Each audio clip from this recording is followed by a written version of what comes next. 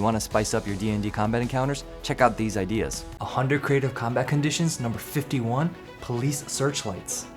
Your players might be running away from the authorities throughout the city, but they're trying to find the players with searchlights. So when an encounter starts, the opponents are pointing the searchlights at the players' faces. This will blind the players, and the characters will have different debuffs. I know players get eaten by giant creatures all the time, so here's 100 creative combat conditions. Number 40, Digestive Track. While fighting, if participants critically miss or do anything to upset the stomach of the giant, questionable fluids slowly rise from the end of the track towards the front. So the first critical failure will cause the stomach acid to leak into the liver, then to the throat, then to the mouth. Don't let your players look at their spells or abilities. Maybe in the story, your players got into a shipwreck, so they lost their memory. A great way to reflect this mechanically is to not allow your players to look at their abilities. Your players will have to recall their spells or abilities to use them. The level of strictness is up to you. Should they know the name of the spell, or just a generic description of their ability?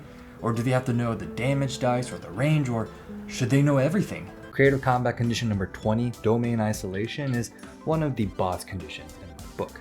Basically, how to make your big boss fights more epic.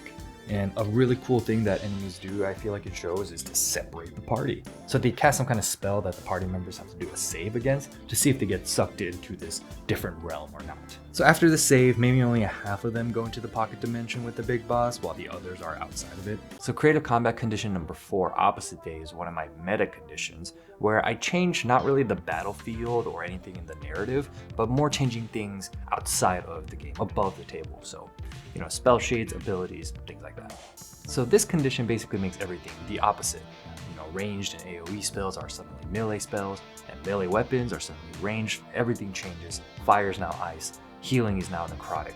I really like this condition because it kind of puts your players into unfamiliar situations. I never said in this combat condition that you're actually changing the AC, so now you have high AC characters having to do range damage, or low AC characters now having to jump into melee range. If you like any of these ideas, follow and subscribe for more. I post weekly videos with one new idea a week, but if you want all of them right now, check out my book 100 Creative Combat Conditions. Purchase link in the bio.